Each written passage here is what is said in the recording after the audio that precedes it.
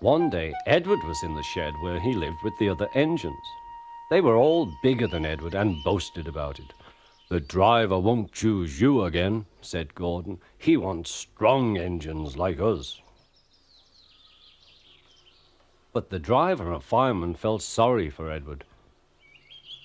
"Would you like to come out today?" "Oh, yes, please," said Edward. So they lit his fire, made lots of steam, and Edward puffed away. The other engines were very cross at being left behind.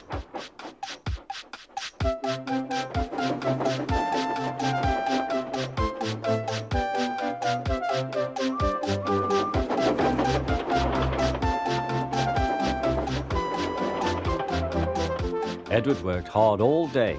The coaches thought he was very kind, and the driver was very pleased.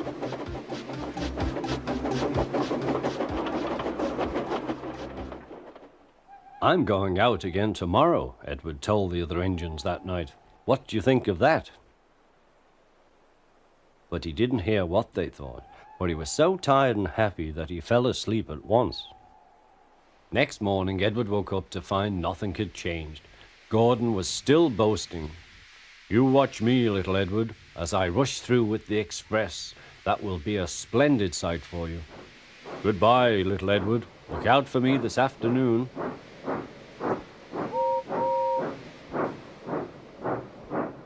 Edward went off to do some shunting. Edward liked shunting. It was fun playing with trucks. He would come up quietly and give them a push. Then he would stop and the silly trucks would go bump into each other. "Oh!" they cried. "Whatever is happening?"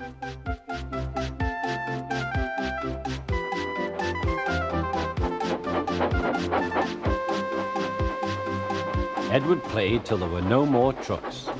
Then he stopped to rest. Presently he heard a whistle. Gordon was very cross.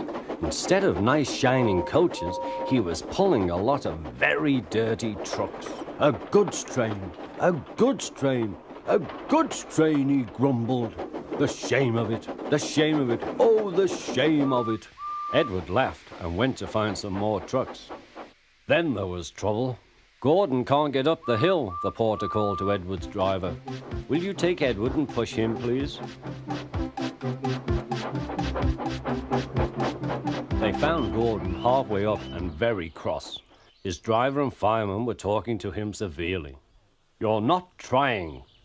"I can't do it," said Gordon. "The noisy trucks hold an engine back so." Edward's driver came up. "We've come to push."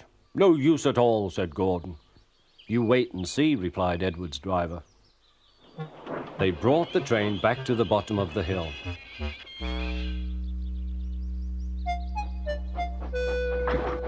"I'm ready," said Edward. "No good," grumbled Gordon. They pulled and pushed as hard as they could.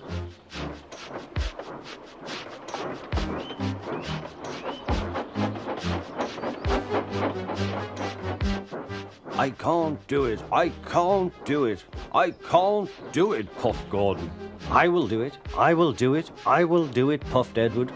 Edward pushed and puffed and puffed and pushed as hard as ever he could. And almost before he realized it, Gordon found himself at the top of the hill. "I've done it, I've done it, I've done it," he said proudly. He forgot all about Edward and didn't wait to say thank you. Edward was left out of breath and far behind.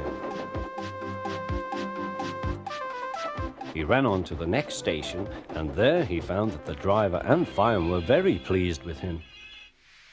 The fireman gave him a nice long drink, and the driver said, "I'll get out my paint tomorrow and give you a beautiful coat of blue with red stripes.